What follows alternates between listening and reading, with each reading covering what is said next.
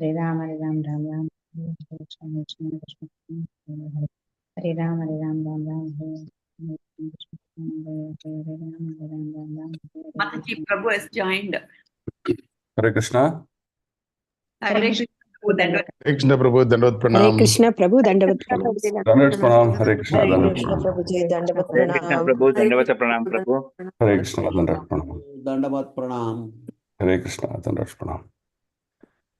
Okay, so we'll just get started. Okay, so let's ask the first question in the morning. So how are you all getting ready for Janmashtami? Yes, Prabhu. Yes, Prabhu. Yes, Prabhu. Yes, Super excited. Okay, yes, Prabhu. so for Janmashtami, it is a good practice to take some vows. Vows means some promises that, let's say, a portion of your devotion service is not that good. So for Janmashtami, you can take a vow, okay, henceforth, I will make that correction. You can make a list. Maybe there are 10 things in your list. Out of 10 things, you can say, this I will correct now. So like that, you can make a step by step, and Krishna appreciates that a lot. So you all want to take some vows? Yes, Prabhu. Yes, Prabhu. Yes, Prabhu. So it is these vows are like you have to take these vows and practice it, and you're the best witness and judge. And how to make it happen? Now let's take an example.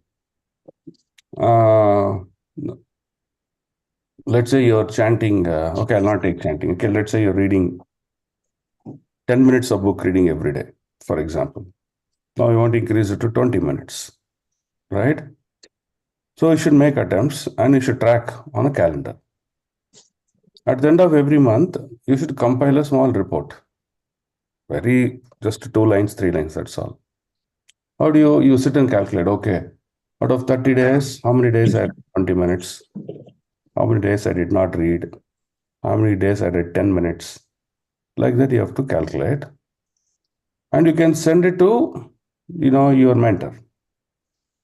So this practice of yours will help you to, to stem the problems that you have with you.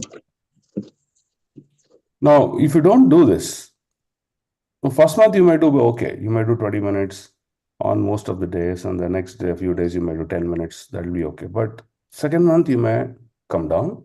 Third month, you will again come down further. That's because no one is monitoring us. So this is the problem in the material world. So it is good that we practice and we look at how we are practicing. Okay. So last class we talked about Parikshit Maharaja's appearance. From many angles we discussed, right?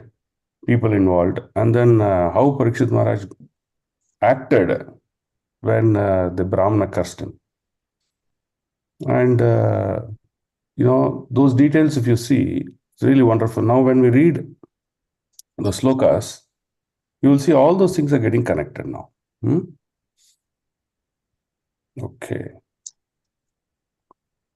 Any questions from what we heard in the last class, Parikshit Maharaja's life?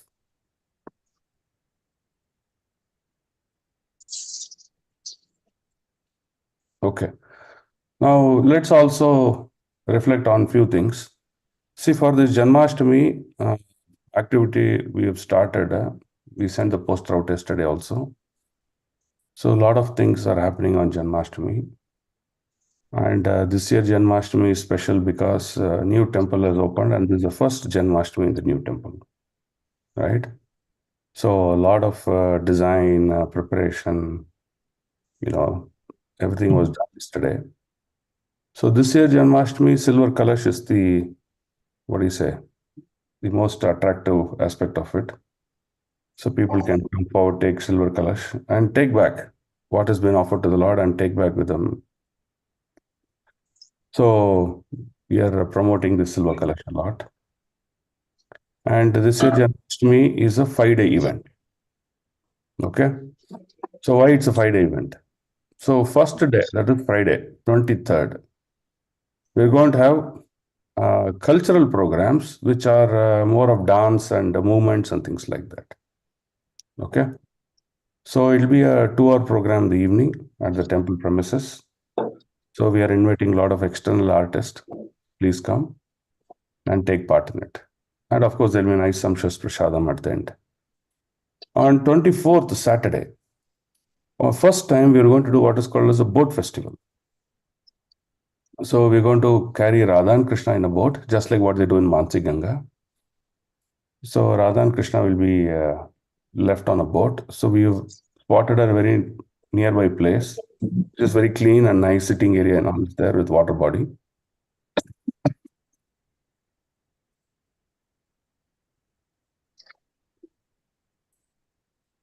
With the water bodies.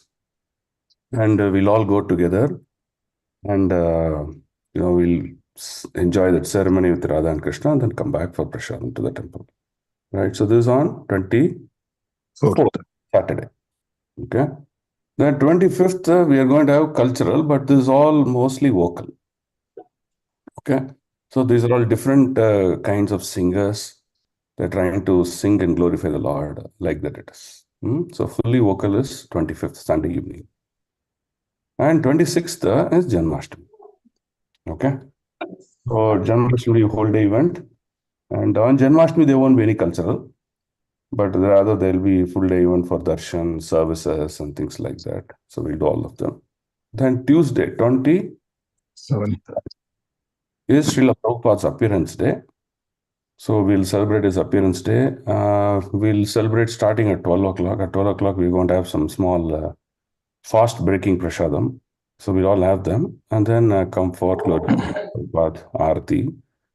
And then we'll go for lunch. Like that, okay? So this is how we're going to do the 5-day event. Janmashtami is 5-day event. So mark your calendars and keep yourself free so that we can celebrate it nicely. Oh, another special thing about this. So currently, we are having a Jainer outpost where we're preaching in Jainer outpost. So now we are expanding to a new center, which is called Begur. So we are opening a new center in Begur. All the place has been finalized. All the work is going on to make boards and everything. So it's called ISKCON Begur. Okay. And it'll be for now either a Saturday or a Sunday evening program center. So evening there'll be the opening day is on 25th Sunday. So you all are welcome to come for that also. You can make some time. And we'll be inviting a lot of people around and so that make that center opening a very grand event. That's the plan. Subsequently, after Janmashtami at the ISKCON Begur Center, we will be conducting regular classes, which is like Gita classes. Weekly one class we'll conduct. And then we'll every festival we'll make a small event there. So like that, as the number of members increase, both service and this one, then we will have more and more programs, right? So that's the development for this Janmashtami. Okay, sounds good? Yes, Prabhu. Koramangala one center is Prabhu. Prabhuji? Koramangala one center is opened. Is from through our the ISB. See, that Koramangala center is run by a person by name Vijay Venugopal Das. Okay, and Ashray Jagannath Das. It is not attached to our Uttarali branch. It is outpost of ICC temple only. Okay. But that management is not collaborated management. See, there are two kinds of management. For example, in Koramangala, the management is independent. They'll do whatever they want. Okay. Only for approvals, accounts, and initiation things, they'll come to our main temple. Otherwise, we don't manage that activity there. Out activities there. But ISKCON Begur is ICC temple managed center. Okay, Prabhuji. Okay. Yes, Prabhuji. Thank you. So those are the two important developments I want to announce. Okay. So let's begin today's program. Om Ajnanatimirandasya Jnananjanashalakaya Chakshurunmilitam Yena Tasmai Shri Gurave Namaha Shri Chaitanya Manobishtam Stapitam Yena Bhutale Swayam Rupa Kadamayyam Tadadi Swapadandikam Vandeham Shri Guru Shri Yuta Padakamalam Shri Gurum Vaishnavamscha Shri Rupam Sagrajatam Sagagana Raghunatanvitam Tam Sajivam Sadvaitam Savadutam Parijana Sahitam Krishna Chaitanya Devam Shri Radha Krishna Padam Sahagana Lalita Shri Vishakanvitamscha He Krishna Karuna Sindhu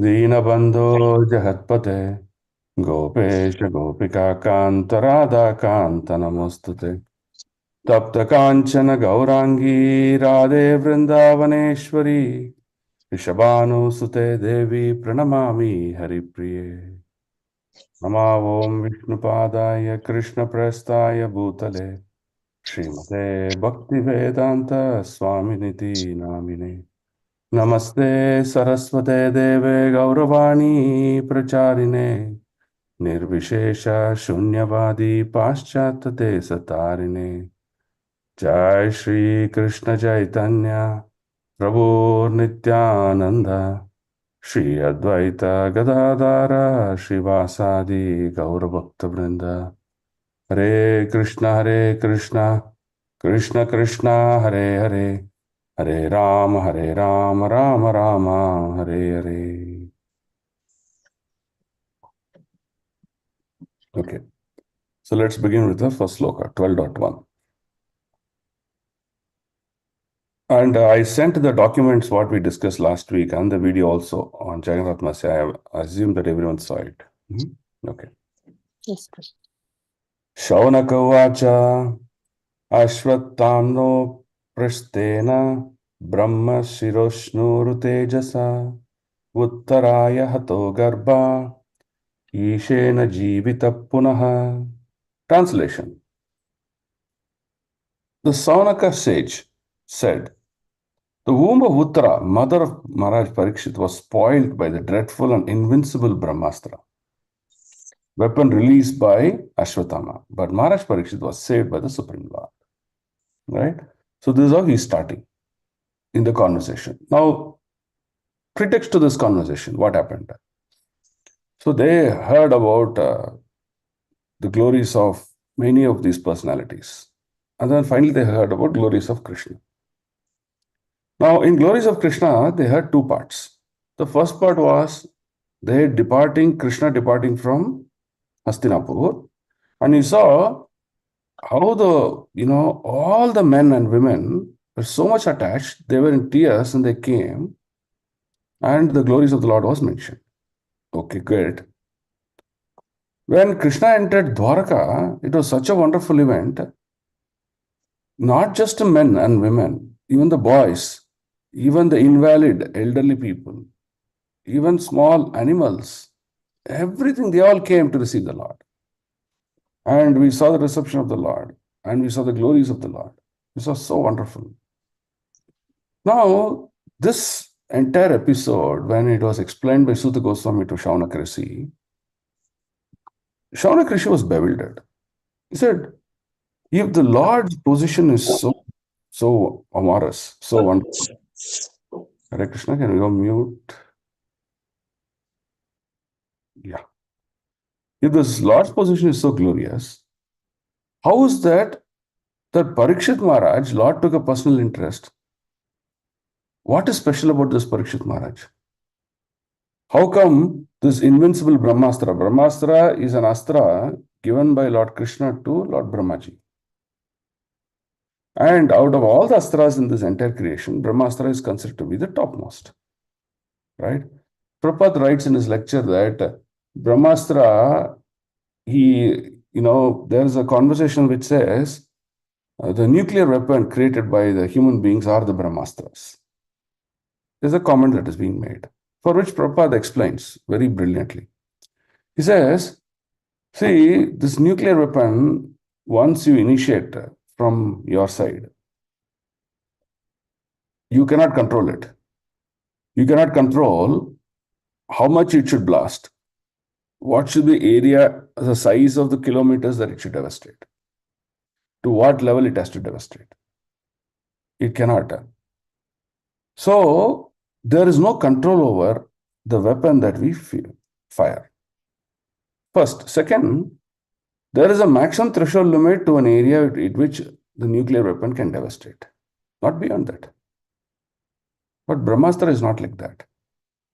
Brahmastra at any point in time can be changed its course by the power of the person who's releasing it. Secondly, he can change the intensity of the Brahmastra. So, for example, in case of Mother Uttara, see, the Brahmastra can be used to destroy the entire world, or the Brahmastra can be used just to pinpoint that one person, one boy, which is in the womb of Uttara, and just devastate him. All can be done by chanting of the mantras. And if you do not want, even though it's almost reached the final point, by chanting of the mantras, you can take the astra back to you and keep it with you. That is the power of Vedic science. That is the power of Brahmastra, which cannot be done. And he says there's no way that he can equate it. So, when people relate any of these Vedic descriptions from a material angle, they just cannot give it a shape, a thought, a form, or whatever it may be. They'll always be bewildered. How is it possible? That is the beauty at which the people of previous ages, they lived. Okay. So now let's go about this dreadful Brahmastra. So this Brahmastra was pointed by Ashwatthama only to hit at the womb of Uttara where a child is growing. So what is the specialty of this child? What did the Pandavas do? The Pandavas killed the Kauravas, headed by Duryodhana. Not only them, they killed all the 100 sons of Dhritarashtra. That means there is no more lineage of Kauravas living. So Ashwatthama wanted the same. That means the descendants of the Pandavas should not also exist. That is his aim. And they already killed all the sons of Draupadi.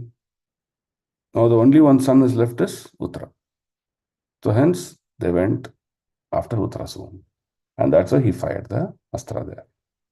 Now when he fired the astra, this Brahmastra cannot be stopped by anyone. This Brahmastra cannot be controlled by anyone else apart from the releaser. Then how is that Krishna took that responsibility and did that? Is Parikshit so special? That means, if Parikshit is so special, please narrate us the pastimes in the life of Parikshit Maharaj. And that's how Shaunaka Rishi is having this conversation with Sutta Goswami. Okay? So this is the context that you have to understand. Okay. So let's go to 12.2. Tasya janma mahabuddhe karmani cha mahatmanaha nidanam cha yataivashit sapretya gatavanyata. Translation. How was the great Emperor Parikshit, who was a highly intelligent great devotee, born in that womb? How did his death take place? What did he achieve after his death? 3 questions. This is our biggest secret today, right? Janma, then life, Mrityu. We never know anything about these 3 things. We just discover on that day when it happens. Otherwise, we don't know. We don't know when we are going to be born, whom we are going to be born. We don't know what's going to happen to us at the time of death and after death. And we don't know what is going to be our destiny of our life. So, they're asking these 3 questions. That means what? the details for Parikshit Maharaj's life is already been written in Srimad Bhagavatam. That means he knows. In the last video, we talked about, right? Gaurang Prabhu clearly defined. He said an itihasa and a Purana. Purana, Bhagavata is a Purana. Then we have Ramayana as an itihasa. What's the difference? Itihasa is written even before the event happens or during the course of the event also. So that's the difference. So here, look at it. Let's look at this purport. The king Hastinapur now, which is called New Delhi, used to be the emperor of the world. At least till the time of the son of Emperor Parikshit. Maharaj Parikshit was saved by the Lord in the womb of his mother, so he could certainly be saved by an untimely death due to the ill will of a son of a Brahmana. Here, son of a Brahmana refers to Ashwatthama. Because the age of Kali began to act just after assumption of power of Maharaj Parikshit, the first sign of misgiving was exhibited in the cursing of such a great, intelligent, devoted king, Parikshit Maharaj. Right? So, which is this pastime he is talking about? What is the context the purport is referring to? Shringi and Yeah. Shamika. So, which is called as injustice or unfair. Okay. So, those days, in fact, if you take a pretext from Ramayana, if a king gives a bad justice or a bad judgment, and due to that the citizen has suffered, if the king realizes his bad judgment, the king also takes that suffering. He also undergoes that suffering voluntarily. So that was the life there, not like today's life. So why? Because the dharma as a standard will fall down. If the citizens speak lies, they don't speak truth, then there is, you see, the fourth pillar of dharma, the truth has fallen. But if the king also does that, then the entire kingdom has fallen as far as the dharma of truth is concerned. So here the issue is, this Brahmana boy, he did not assess the gravity of the issue. He was just impulsive. He touched the Ganges, took the sankalpa and immediately cursed. So this is a wrong manner to do things. He never investigated. He never spoke to Parikshit why he did that. Or he never checked with his father that this man has done this, so it is appropriate to punish him. Nothing. He straight away cursed. So this is called impulsive way of behavior, and that will cause the fall down. What fall down it caused? The entire Brahmana community. So you can see Prabhupada writes here. Okay. Can someone read this highlight? Hare Krishna Prabhu. Maharaja Parikshit knew that the curse of Brahmana's son upon him was unjustified, as everyone else knew, but he did not want to counteract it, because he knew also that the age of Kali has begun, and the first symptom of the age, namely degradation of highly talented Brahmanas community, had also begun. He did not want to interfere with the Prabhu, current. you didn't read properly. Prabhuji, see here. The first symptom, namely degradation of highly talented Brahmana community, has also begun. That means Brahmana community degradation has started. Started. Then continue it. He did not want to interfere with the current of the time, but he prepared himself to meet death very cheerfully and very properly. Being fortunate, he got at least 7 days to prepare himself to meet death. And so he properly utilized that time in association of Sukdev Goswami, the great saint and devotee of the Lord. Hare Krishna. Very important. Parikshit Maharaj, he says, I have all the skills, I have all the people to counteract this curse, but I won't do. Why? That is not quality of devotion. See, this is exactly the problem in today's life. So, for example, today, you see many people go after these pujaris and perform different kinds of yajna. They'll do Chandi Homa, they'll do this Homa, that Homa, keep on doing so many Homas. Okay. And if you study them, why they're doing Homa, oh, I don't have a child, immediately do Homa and get it. See, what is a yajna? Let's understand that yajna. An yajna is a contract. So, now let's say I perform a yajna to get rains for my farmland. That means I am performing yajna to please the devatas so that they shower rain on my farmland. Because if there is no rain, how will I do farming? So now let's say I don't have a child. I'll perform an yajna to somehow tell the Iha devatas, give me a child. Now, all these things are what? They're like business, right? I give you this, you give me that. Now, what the Shastra says that unless one is deserved for a particular thing, he cannot be given or awarded. So that means even we do, since we were not, eligible to get a child, but we are forcing the Hidevatas to give me a child by performance of this yajna. See, there is no devotion here. But for an outsider, when he sees, look at this boy, or look at this person, he's performing Homa, he's performing this, he's performing that, he's a very sattvic person, he's a good man. He's not. This is what we have to understand. Now, many people go to Tirupati to drop money. Let's say Lord Narayana makes a statement. I welcome you offering all the offerings to me, but don't expect anything in return. If you still want to offer money to me, you can offer. He makes one universal statement. How many people you think will still go and offer money? Only people with devotion will go. People without devotion, they won't go. So that's the difference between being pious and being a devotee. This is what we have to understand. Okay. So we cannot force anything. When we force anything, that doesn't become devotion.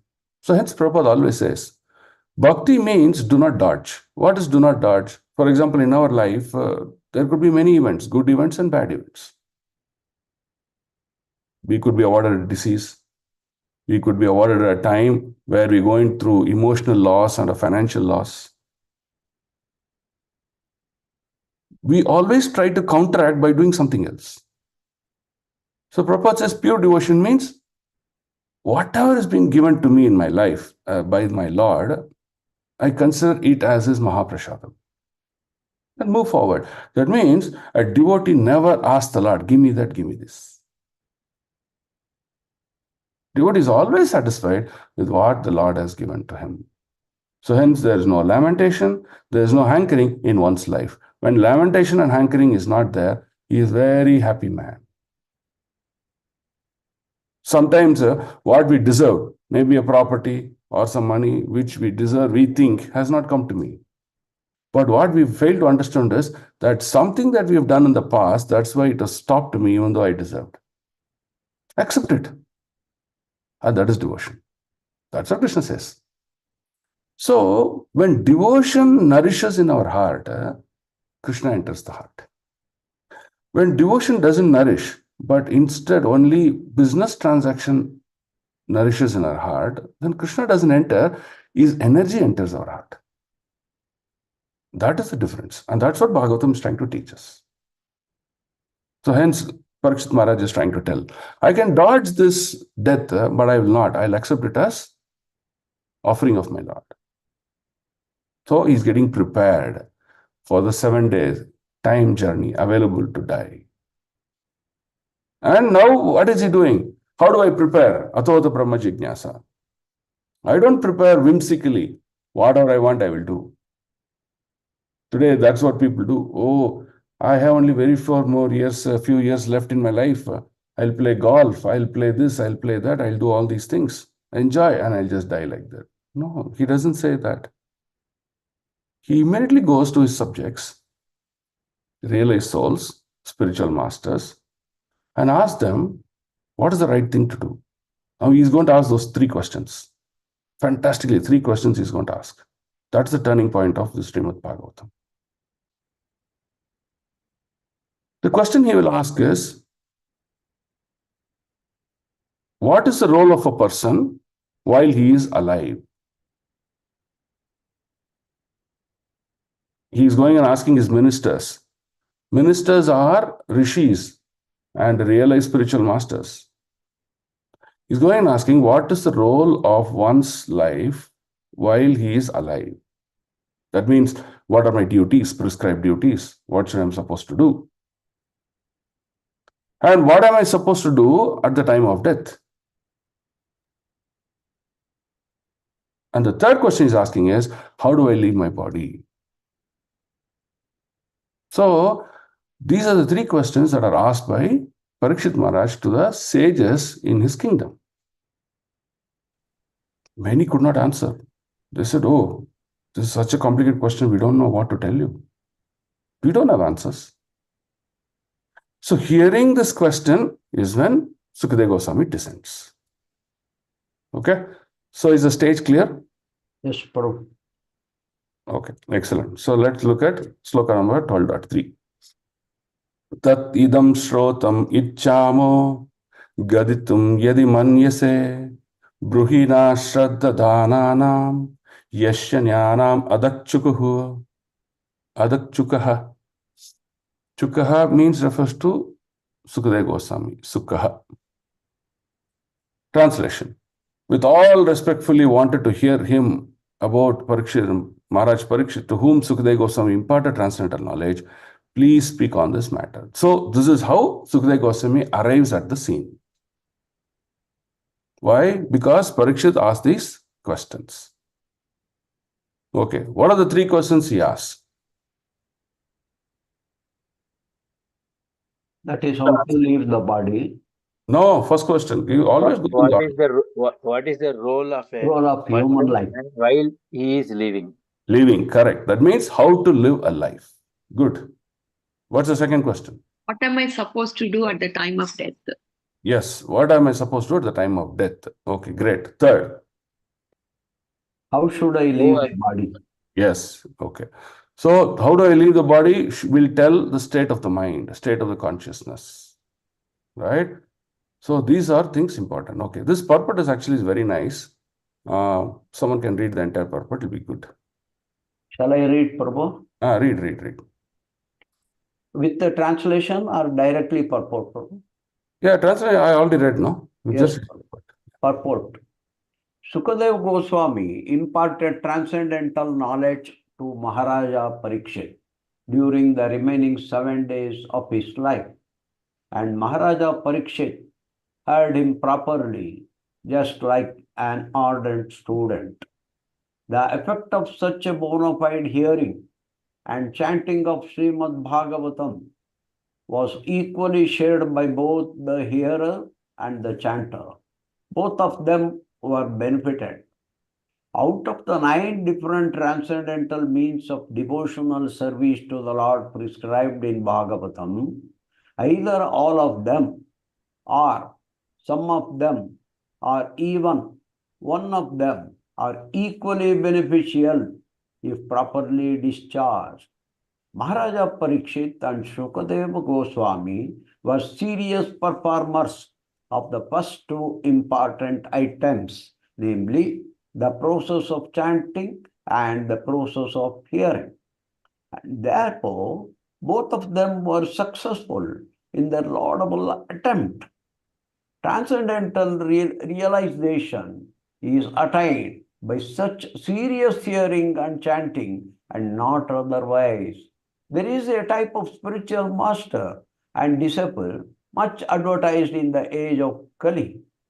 It is said that the master injects spiritual force into the disciple by an electrical current generated by the master, and the disciple begins to feel the shock. He becomes unconscious and the master weeps. for his exhausting his store of so-called spiritual assets. Such bogus advertisement is going on this age, and the poor common man is becoming the victim of such advertisement. We do not find such folk tales in the dealings of Sukadeva Goswami and his great disciple Maharaja Parikshit. The sage recited Srimad Bhagavatam in devotion, and the great king heard him properly. The king did not feel any shock of electrical current from the master, nor did he become unconscious while receiving the knowledge from the master. One should not, therefore, become a victim of these unauthorized advertisements made by some bogus representatives of Vedic knowledge. The sages of Naimisharanya were very respectful in hearing about Maharaja Parikshit because of his receiving knowledge from Sukadeva Goswami by means of ardent hearing. Ardent hearing from the bona fide master is the only way to receive transcendental knowledge, and there is no need for medical performances or occult mysticism for miraculous effects. The process is simple, but only the sincere party can achieve the desired result. Hari Hari. So what is the sincerity is Bhagavatam is speaking here? Dedication, devotion, and Ardent hearing, Prabhu. Yeah. Ardent. So devotionally speaking, devotionally hearing. Not speaking and hearing. Devotionally speaking, devotionally hearing. Right? Now, let's talk about the devotionally speaking of Sukadeva Goswami for a minute. Okay. Now, Sukadeva Goswami heard Srimad Bhagavatam from Lord Shiva and Parvati when Shiva was explaining the entire Srimad Bhagavatam to Parvati. Okay. Now, in fact, he was lucky. He heard many times. Okay. Now, when Sukadeva Goswami spoke the entire narrated Srimad Bhagavatam, you see Srimad Bhagavatam, Canto 1 to Canto 10.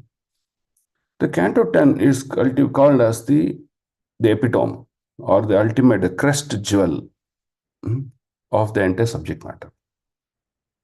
Now, why it is called the crest jewel, the 10th canto? Because it directly talks about the Lord's pastimes, his personal attributes, his personal activities, and his personal pastimes. So, this is the beauty of the 10th canto. So, the 10th canto is so nourishing that to come to 10th canto, one is expected to prepare his consciousness from the first canto and all the way go to the 10th canto and read the nectar at the finally. That is when the devotion will blossom in one's heart. Now, when he recited the 10th canto, Sukadeva Goswami did not want to talk about the most intimate pastimes of Radha and Krishna directly. Why? Because look at the role of Sukadeva Goswami here. He is trying to enlighten Parikshit, and through Parikshit is enlightening the whole world with the subject knowledge. Now, if Sukadeva Goswami goes into trance while he is explaining any of these things, then the subject matter of Srimad Bhagavatam will be stopped because no one will be there to speak because he will be in trance. And the hearer also may go into trance. So, to avoid that, Sukadeva Goswami never spoke about Srimati Radharani directly in any of the subject matter. Because in the spiritual world, Sukadeva Goswami is an intimate servant of Srimati Radharani, and anything about her, he goes into trance because of his extreme devotion to Srimati Radharani. So he never touched her subject matter. Only he touches her subject matter in a very indirect, that too in just one sloka. So, you see, this is how Sukadeva Goswami's speech or kirtanam was so, devotional in nature. And it was touching the heart of the people. Not only Parikshit did not move from that arena of Ganges for 7 days, 7 nights. The entire assembly of people who came to hear the Srimad Bhagavatam also did not move for 7 days, 7 nights. And that is the power of that speech. So, Srimad Bhagavatam must be heard with devotion. Okay, now I'm coming to the hearer. Now, we generally have a lot of enthusiasm to hear Srimad Bhagavatam. But because of our anarthas, because of our still not having enough attachment to the subject matter, we tend to postpone, we tend to deviate, we tend to do other things. If you come to Srimad Bhagavatam class, many classes, I've noticed people browsing cell phones, many people sleeping, many people inattentive, many people bring their kids and play with the kid rather than hearing to the speaker. So these are all offensive nature. If you have such agenda, you can leave that arena. But if you're going to be carefully giving their 1 hour, 2 hours time, you should sit there. That should be the consciousness. Okay. Second, about the mood is, we should also have devotion. If we don't have devotion for the Lord while hearing Srimad Bhagavatam, then it becomes a matter of information. Yeah, I know Parikshit came like this, he was so strong, he had this, he had that. It's all information. There's no devotion. We have to distinguish between information and devotion. The third and the final aspect is, when we don't have devotion, when we are always looking for information, we are not satisfied with any lectures that are given by devotees. Hence, we start to look out for lectures outside of these devotees and go hear someone else who may not be a bona fide speaker. And that is how we completely lose track of bhakti. Okay? So, the speaker and the hearer should have complete extreme faith on Krishna. He should first accept the one fact that Krishna is the Supreme Personality of Godhead, and that with that faith, begin hearing. That is when Lord unlocks the knowledge of himself to your heart. Raja Vidya Raja Guhyam Pavitram Vidamuttamam Pratyakshaavagamam Dharmayam Susukum Kartum Avyayam. Okay, 12.4. Sutavacha Apipalad Dharma Raja Pitravat Rajanyam Prajaha Nirshpriha Sarva Kamebhya Krishna Padanu Sevaya. Translation. Sri Shuddha Goswami said, Emperor Yudhishthira administered generously to everyone during his reign. He was exactly like his father. Who is Yudhishthira's father? Pandu. And So that by mentioning that quality, we can also understand that Pandu Maharaj also was such a great king. Okay. He had no personal ambition and freed from all sorts of sense gratification because of his continuous service onto the lotus feet of Lord Krishna. Look at this keyword. Look at this keyword here.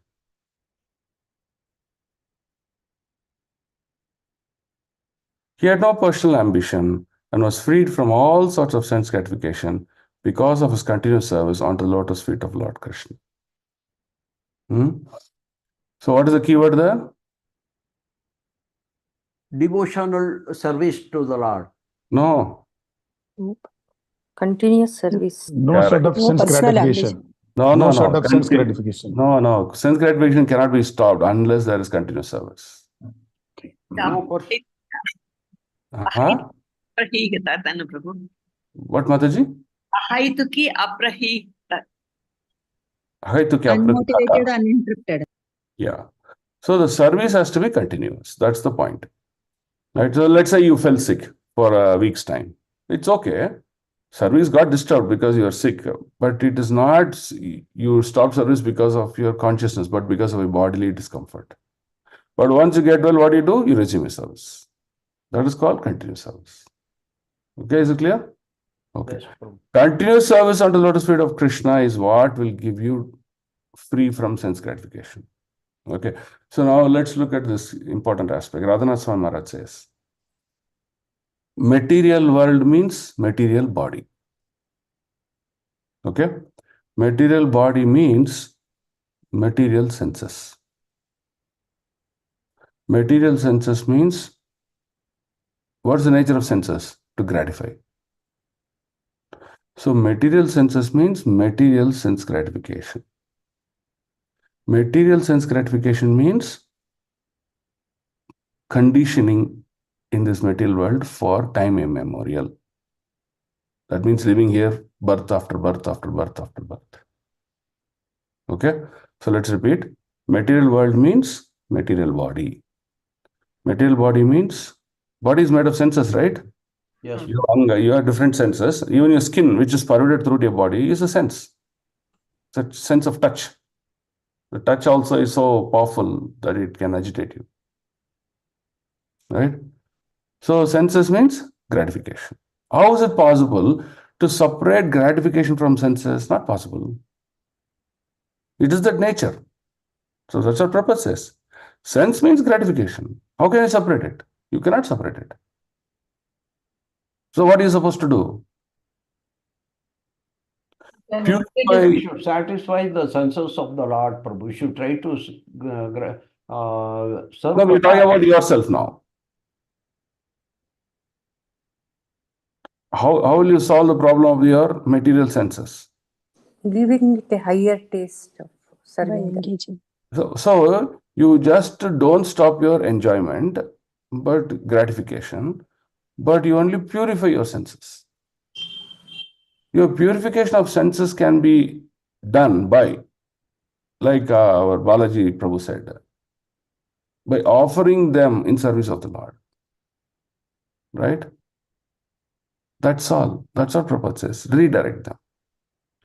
So you cannot live without separating them. That's what Mayavadi does. That's what all these other cults do. So don't do that. Engage them in service of their Lordship. And that is perfection. Okay? Very good. Yes, Prabhu. Very good. Okay. So let's go to, do you have any other questions on this? Okay, so this one we have to read. So this is very nice actually. Read this. Someone read this. This is very nice. Someone read? Hare Krishna, Prabhuji. Read. Yellow one, Prabhu. Yes, what is highlighted? On the earth, there are many species of life from the aquatics up to the perfect human beings, and all are known as Prajas. Lord Brahma, the creator of this particular universe, is known as the Prajapati because he is the grandfather of all who have taken birth. The Praja is used in a broader sense than it is now used. The king represents all living beings, the aquatics, plants, trees, reptiles, birds, animals, and man. Every one of them is a part and parcel of the Supreme Lord. Bhagavad Gita 14.4. And the king, being the representative of the Supreme Lord, is duty bound to give proper protection to every one of them. Hare Krishna. Hare Krishna. Now, what is the definite? Who's called as a Praja? Citizens of this world is called Praja. Or another way to put it is, Praja means citizens of this creation. Right? And who's the creator? Lord. So, in this definition, Lord is telling that a human being, a mammal, a bird, reptile, insect, tree, aquatics, all of them are Prajas. Prajas means citizens of this world. They all have the equal opportunity to live in this world. Not just only one. All are given equal opportunity to live in this world according to their thought process, needs, and things like that. Okay? So it's very important. Now, if one Praja kills another Praja, that means we are not following the rules of nature. And hence the Lord has to bring in rules in order to manage this world. Right? So hence you see, why killing another animal and eating them is an unacceptable fact. Okay. But, okay, so let's not go into the subject matter. So this is what the Lord is trying to tell here. So Brahmaji is called Prajapati. Pati means husband, right? So Prajapati means, oh, husband of all these living entities. Here refers to that one as a secondary person who gave opportunity for these living entities to manifest in this earth and start to live. Okay, so that's what it means. So king, like here refers to Yudhishthir, is a Prajapati, right? So because he is taking responsibility of all the prajas in this kingdom. Okay. So that's what the point is. The point is that if the king is taken care, then all the citizens are taken care. How? So, for example, there are many people who do different kinds of business work activities. There are some people who do administration activities, some people who do professional activities like doctor, lawyer, engineer, whatever it may be. So, if they all do their duty and they pay their tributes to the king, then the king can take care of all the prajas in this creation. Is it not? That's what Bhagavatam is trying to tell here. Now, who's ultimate Prajapati? Is Lord Krishna. So, if we pour devotion onto Lord Krishna, it is like you pour water onto the root of the tree, then all the leaves, fruits, branches, twigs, flowers, they all get nourished. That is the whole point. So, Krishna becomes the root of life of every living entity. So, you pay devotion to him, he nourishes the entire world.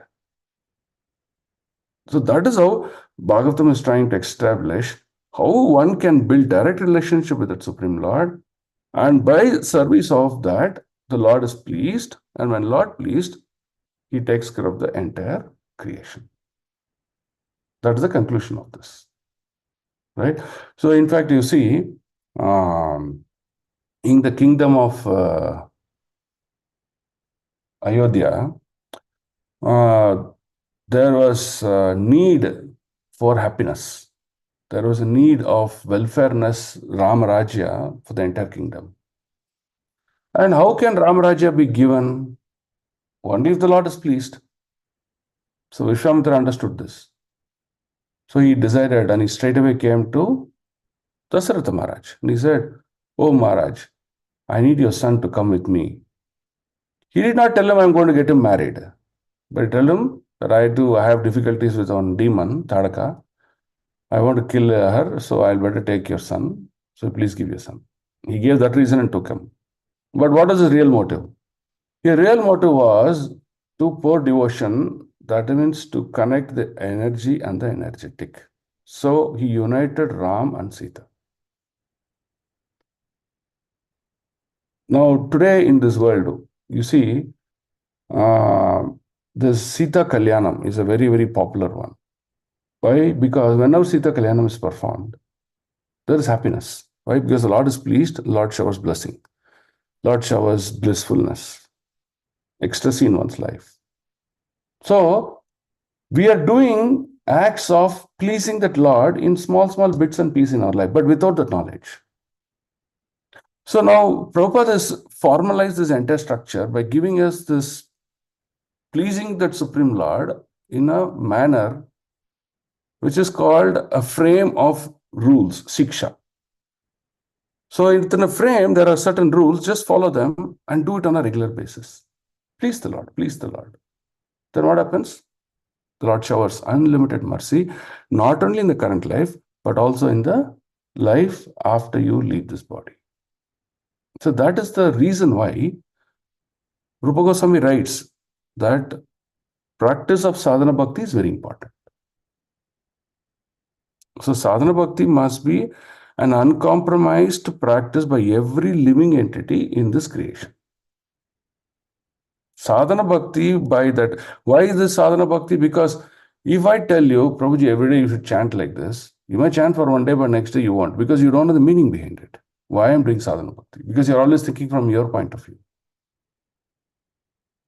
But when you understand that, oh, I am doing this chanting or the sadhana bhakti in order to please my Lord, then you will see that it's an everyday activity. Every day I'll get up and eat. Every day I'll get up and do nature call. Every day I have to take care of my body. When I have to do that, the same thing I have to also take care of my Lord. If that consciousness evolves, then our bhakti on the Lord will be steady state. So that's why Rupa Goswami introduced sadhana bhakti. And within sadhana bhakti, right, introduces many sections. In fact, in Nectar of Devotion, he talks about 4 directions, north, east, south, west. So he talks about this in the eastern section. Okay, so let's go further now. 12.5. Sampada kratavo loka Mahishi Brataro Mahi Jambudvipadyapatyam cha Yashascha Divam Gatam. Translation. News even reached the celestial planets about Maharaj Yudhishthira's worldly position. Look at the glories. The Lord is making the glories of Yudhishthira reach celestial planets. That means it is going all the way till Brahma Loka. The sacrifices by which he would attain a better destination. His queen, his stalwart brothers, his extensive land, his sovereignty over the planet Earth, his fame, etc. Right? So, by Yudhishthira Maharaj being a Prajapati, a representative of the Lord, and running the kingdom according to the desire of the Lord, he is making Yudhishthira so glorious, not only in this planet, but even in the higher and higher planets. So, this is power of devotion. When we perform devotion, it not only attracts people around us, but it attracts people from higher planets also. Because devotion is rare. Are you getting the point here? That's the conclusion of this purport. Are you getting the point that devotion is rare, powerful, and it attracts one's glories to higher and higher and higher levels? So even in our ISKCON you take devotees with great devotion. Aren't they attractive? They're so attractive, no? Yes, Prabhu. Even if you see them from a distance, you want to feel and pay obeisances to them. Yes, yes. See, that's power of devotion. So practice devotion with the intent that you want to please the Lord. Don't practice devotion that, oh, my guru told, my mentor told, Bhagavatham told, somehow I'll finish up my round, somehow I'll do this, somehow. Remove the word somehow.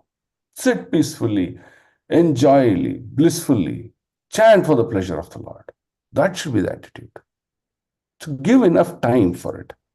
So if you have to give enough time for your devotion, you cannot get up so late and rush through devotion. You have to get up early in the morning and practice devotion nicely, steadily, slowly, on a regular basis. By continuously pleasing the Lord, your glories will be heard in the higher and higher planets. That's the point that we have to understand out of this particular purport. Power of devotion. Okay, 12.6. Kim te kama suraspraha mukunda manaso dvijaha adijjarur mudam rajna shuditasya yatetare. Shuditasya is, okay, let's read the one-to-one. Kama, objects of sense enjoyment, sura, citizens, spraha, aspiration, mukunda manasa, or one who is already God conscious, dvija, O brahmanas, adijuraha, could satisfy, mudam, pleasure, rajna of the king, shuditshaya, of the hungry, yata, as it is, itare, in other things. So let's look at the translation of this. O brahmanas, the opulence of the king was so enchanting. Which king they are referring to? Yudhishthira Maharaj. Mr. Maharaj. Yudhishthira, not Parikshit. Okay. Enchanting that the denizens of heaven aspired for it. But because he was absorbed in the service of the Lord, nothing could satisfy him except this Lord's service. So One who gets pleasure in doing service to the Lord is considered to be the greatest. Is enjoying serving the Lord. He is considered to be a pure devotee. One who feels burdened to do the Lord is considered to be a very bad devotee. We had one pujari in our temple. He somehow got an aspiration to go to America. I don't know where he got it. Maybe he saw someone going to America. He was not learned or anything like that, but he's just a pujari. But today, on religious grounds, principles, you can get a visa and still go to America, and in that temple, there you can serve. Okay. So, every day in his consciousness, he used to think of America, and then while he's thinking of America, how do I go? What should I do? Whom do I talk to? Like that, he's always thinking. And he's standing in front of the altar and then performing Aarti. He's a pujari now, in the altar, performing Aarti, performing Pancha Aarti, this flower Aarti, conch, everything he's doing. But his consciousness is what? Oh, how do I go to America? I need to go to America. America. So you see, is this devotion? No. It's not. But to us, how does it look like? Oh, look at him. He must be a pure person. He's on the altar. He's with the deities. He's called a Mahabhagavat. He's Mahabhagya. So this is very important to understand. You can understand the consciousness of a person by just speaking to him for 5 minutes. In 5 minutes, he'll reveal what he is. Then you'll know, okay, he's a devotee or not. Don't go by external. Don't go that someone is wearing a pant shirt, he's not a non-devotee. And go by someone who's wearing a chadar and other things, he's a great devotee. Don't. Look at his internal. Talk to him for 5 minutes. You know the consciousness. So that's important. So, absorbing in service of the Lord is most important. When we are absorbing service of the Lord, there's nothing else could give pleasure, and hence he is called Govinda. Okay, let's read the purport here. There are two things in the world which can satisfy living beings. One is materially engrossed. He is satisfied only by sense gratification. Highest of the sense gratification is sex enjoyment. But one is liberated. Liberated means he is no more conditioned. His consciousness like, I am not interested in any of the attractions of this material world. My interest is, how do I serve my Lord? How do I take up different services? One who sees pleasure in that, he's called the second. He's called a liberated person. But when one is liberated from the conditions of material modes, he is satisfied only by rendering loving service to the satisfaction of the Lord. So that means his quality of sadhana. Daily morning getting up, chanting, doing various other things. All will be so nectarian for him. This means that the living being is constitutionally a servitor and not only who is served. Being illusioned by the conditions of external energy, one falsely thinks to be the served, but actually he is not served. So what does that mean? In the material world, we think, oh, I am the controller, I am the doer, I am the enjoyer. So I want people to come and report to me, come and serve me, so that I feel enjoyment. But who in this world, everyone wants to be, wants to enjoy. Who will want to serve someone else? Have you seen those qualities are all gone? Have you seen if someone is coming and telling you, Prabhuji, I want to serve you? No one will tell you, including our own spouse. Unless that spouse and that person is a practicing devotee. The spouse means also the husband serves the wife serves the husband. That is the real nature of a married life. That is called grihastha life. It is not that a husband controls the wife unlimitedly and then does whatever he wants. That is improper leading of life. Both serve each other. That is called loving devotion service.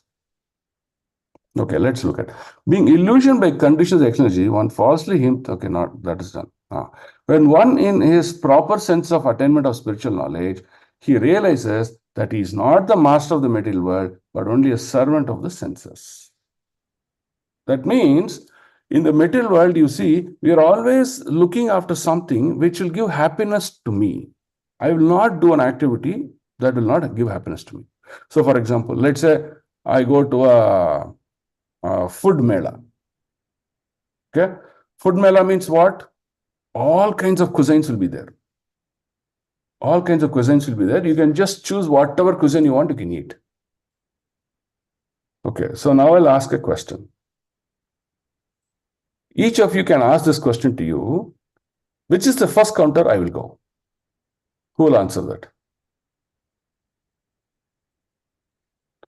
That which satisfies us most, Prabhu. Most, correct. So if there are 100 counters, you may choose that one counter which you feel gives me the best satisfaction. Okay, now Balaji Prabhu, let's say you don't like bitter gourd. I like Prabhu very much. No, you don't. You like. Okay, tell me one thing that you don't like. Sweets, Prabhu. Sweets you don't like. Okay, so he doesn't like sweets. Will he get attracted to eat sweets first? Not possible. So this is called sense gratification. We give highest priority for whatever we do to give us happiness. So Bhagavata says this is called material sense enjoyment. Are you able to understand how we are conditioned? So now what does he do? He says, okay, now this is material plane. Now I will engage myself in service of the Lord. At the time, look at this statement here.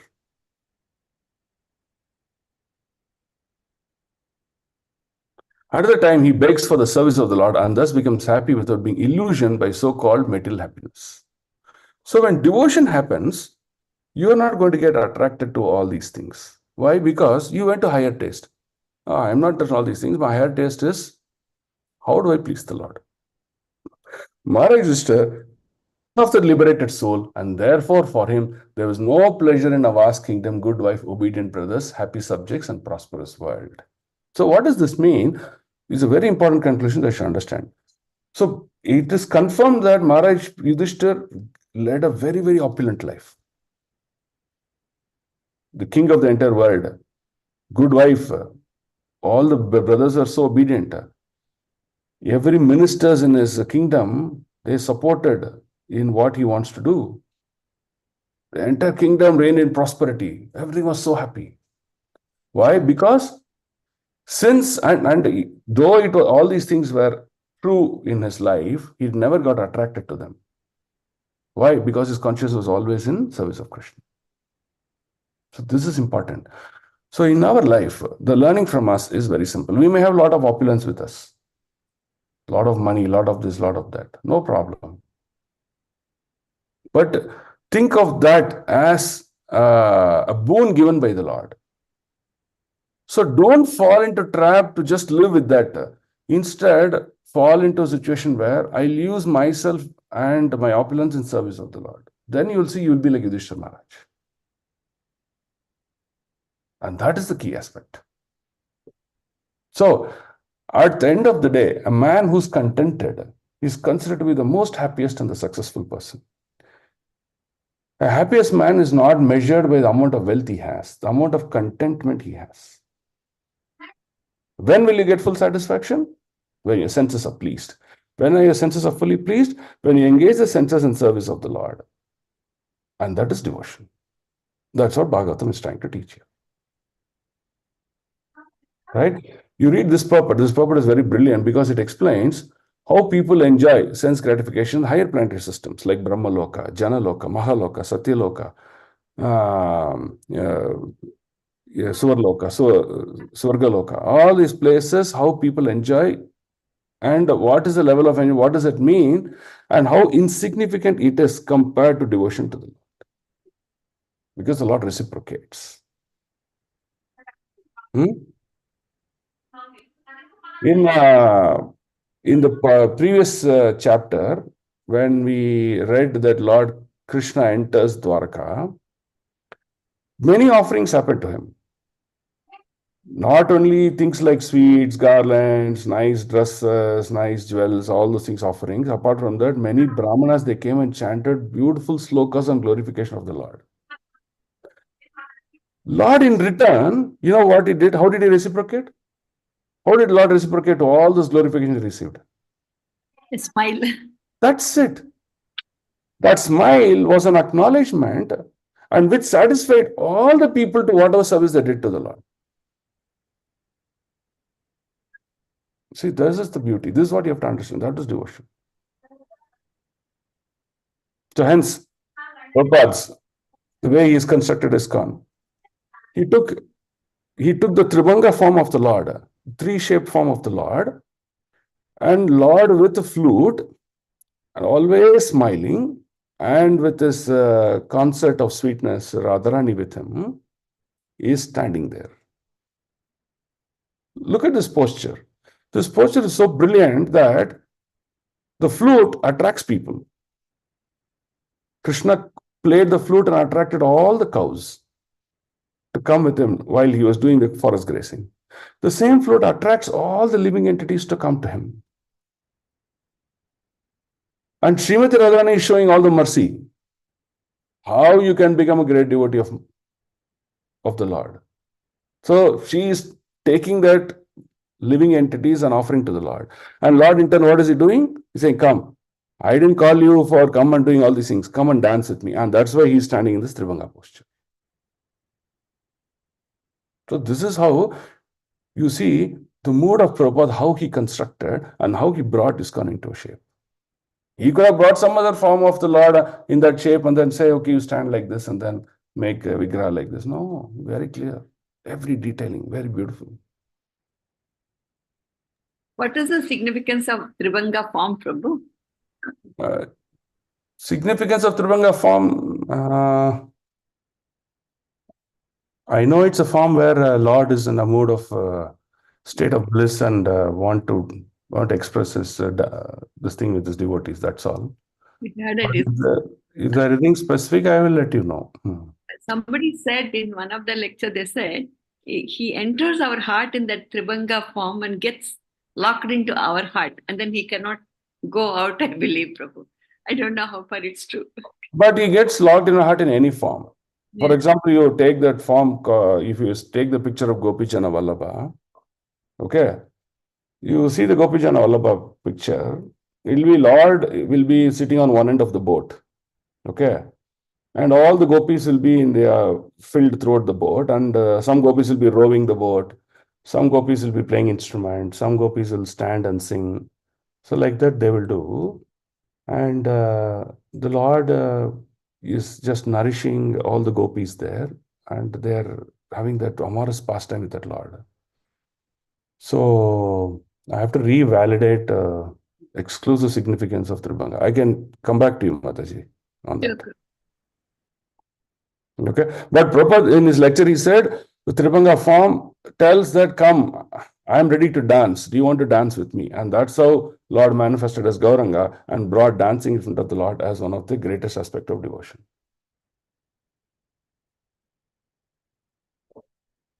Okay, so this is the whole Samman Bonam. Let's summarize this, and before we call it completion for today's class, is very simple. We have our material duties, family duties, all these duties, no problem, we carry on. But we instill the devotion of the Lord in our heart. Our devotion to the Lord should be a parallel activity on a high priority and should be steady state, continuous devotion. Then what happens?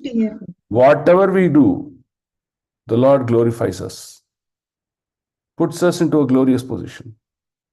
And because of our devotion, you see, all the devotees will get attracted to us.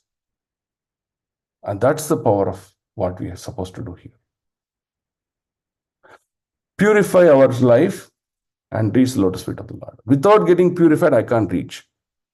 So, for example, a beggar is trying to get into your house. Will you allow him? You won't. Because you say, hey, come on.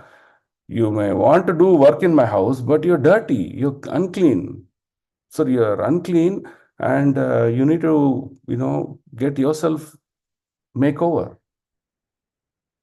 But when that same beggar goes nice, take a nice shave, take bath, and then does everything and then come, then you need to accept him to come and do some service.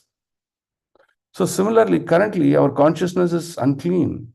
So we purify our consciousness, then reach the lotus feet of the Lord. So it is a process that we go through. And when we do that, Lord accepts, oh, okay, you're amazing. You've realized it. You've come to me. And hence, Lord glorifies. Okay? Sounds good?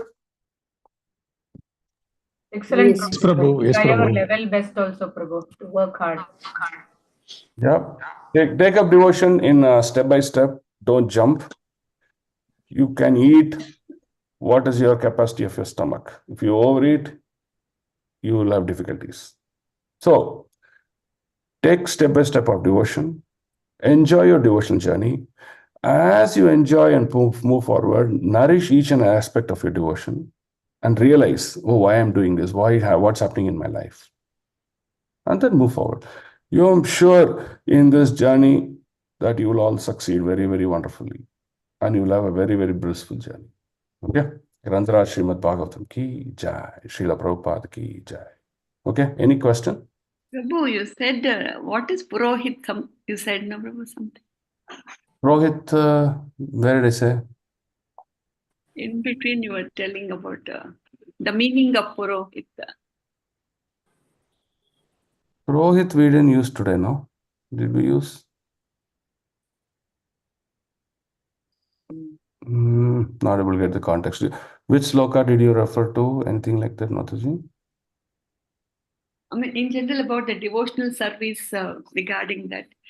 No, I was telling that Prohit in our temple, there was one Prohit who had want to go to America. Mm. He kept that as his highest priority, and he was always thinking of America and then doing his deity services. Yes. Externally, it looks like he's doing a great deity service, but internally, what is he thinking? Going to America. So, is there a devotion? No. No devotion. So, this is the point I was trying to tell you. Okay. Hare Krishna, Prabhu. I have one doubt, Prabhu. Yes, In Mataji. 12.2, Okay. Parikshit Maharaj thought that he didn't want to go against the current of the time. But is that? But we all have to fight against injustice in some way or the other, no, Prabhu, even though it is a Kali Yuga. So, Parikshit Maharaj realized that it is by our divine arrangement this is being done. It is not something that happened accidentally. Okay. Oh, So hence he you said, think like that? yeah, correct. So now I know what context you're asking. So now let's say we have a health issue. Okay. Some ill health has been awarded to us. It is not correct to say, okay, ill health is awarded to us. I will not take medicine. I will suffer for it and things like that. No, you should go for higher dimension of devotion service. What higher dimension? Hey, if I'm healthy, if I'm leading a good, healthy life, I can do better service to Lord now.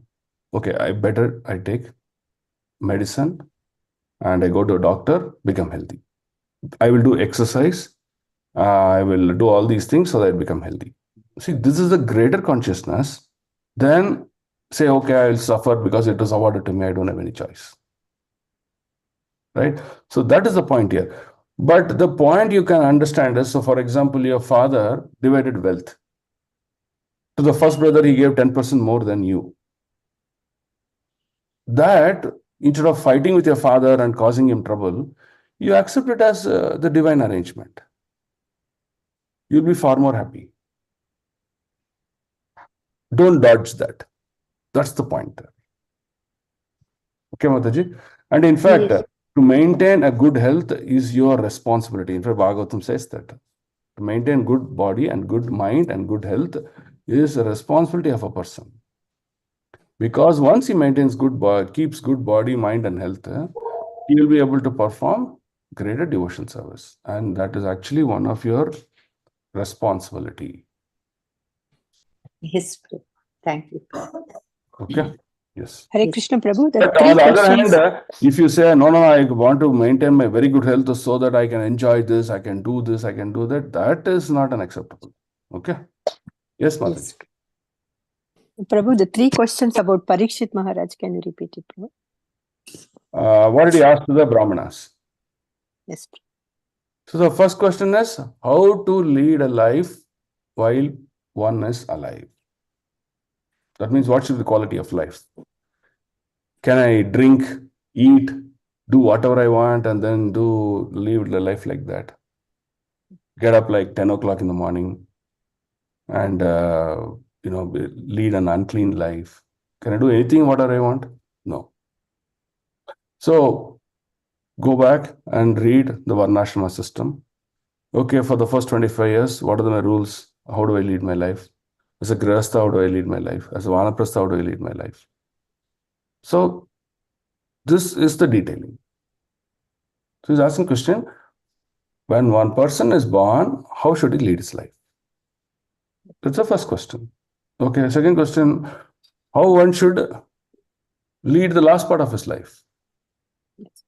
So what is the difference is, for example, let's say a person has reached 60 years and above, or 70 years and above, something like that, 60 years and above, let's assume.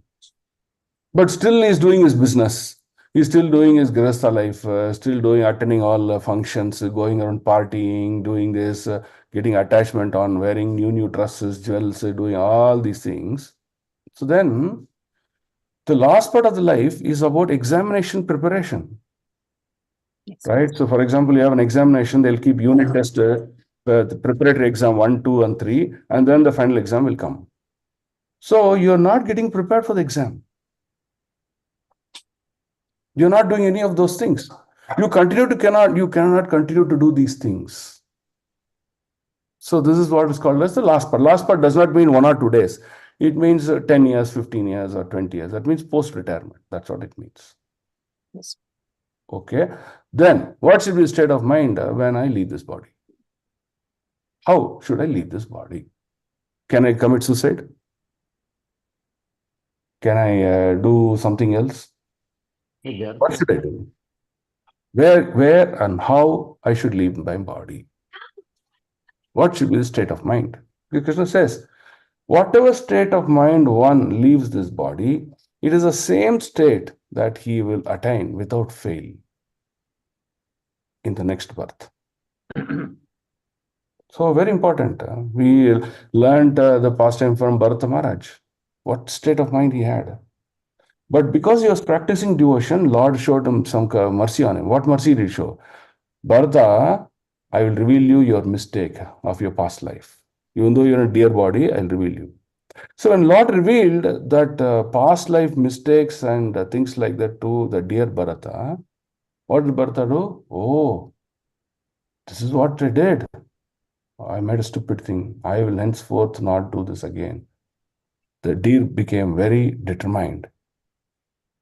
And in practice, life of remembrance and austerity and things like that to leave the body. And hence he was given a perfect body in the Jadabharata state, where he was already awarded what is called as Krishna Prema. He came to state of Krishna Prema. And he was able to leave the body, back home, back to body. So that is what is called state of mind. So he's asking how, right? Which is amazing. Thank you so much. Otherwise, what will happen? We may get into some ICU or some hospital and things like that, looking at nurse, looking at medicine, injection, that this, leave the body. What sort of consciousness will be? Very tough. That's why many devotees, once they know that the date is determined, they would come to temple association of devotees like that. Suffering they'll go through, leave the body. That's it. Thank you so much. Hare Krishna. Prabhuji, the devotee who went to US for devotion, Prabhu, basically he was not proper because he has left the place where the Lord performed pastimes here. Yeah. And though he went to US, No, suppose he didn't go. I don't know whether he went or not, but at least he left the temple. okay, Prabhu. Suppose he goes there and engages himself in pure devotional service. Can we not call it devotion? Yeah, it's okay. But there is nothing wrong in it, no, Prabhu? Yeah, nothing wrong. But see, my point is not that. See, my point is wherever you are, whatever situation the Lord has put you in, practicing devotion is the highest dharma. Okay. How does it matter whether you're in Bangalore or in New York? It's the same only, no? Yes, Prabhu. It doesn't mean you go to New York, you'll get 2 extra wings that you can fly. Yeah. You'll eat the same food, same shelter, same everything, same. What is the difference, you tell me? Yeah. There are also people only living. Yeah. No How doubt. are the Devatas living there? Okay, Prabhu. No, right? Yes, Prabhu. Right, Prabhu. See, it is not. See, now let's say you're going for higher studies. Okay. You're going for a purpose. You will finish the purpose, but you have to come back. Yes. But here, you are not doing for any higher purpose. Nothing is there. You the same puja only you're going to perform. How Yes. does it matter whether you perform here or there? Yes, Prabhu. That is my point. Okay, Prabhu. Prabhu, one more point. Huh. By performing pure devotional service and being in austerities, we are planning for our future lives, right, Prabhu? Perfect. Yeah. That means we may not be interested in Goloka, Vrindavana, or Vaikuntha, any That Lord will determine where you yeah, fit. Prabhu. Lord will determine. Don't think, okay, I have to go to Yeah. like people say, no. Yes, Prabhu. I somehow got an America visa, but in America visa now I'll determine whether I'll go to Kentucky or shall I go to Detroit, shall I go to San Diego, like that I'm determining, right? When I'm determining of various comforts like that for me. So that is not correct.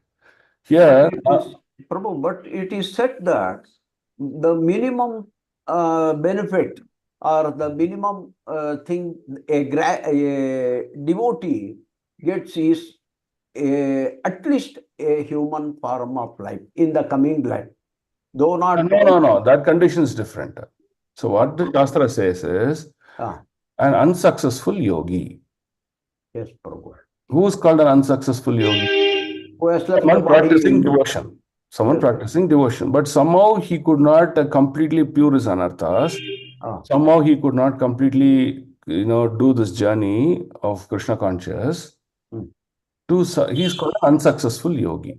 Yes. For him, the Lord will give another human birth so that he can complete that journey. Yes, Prabhu.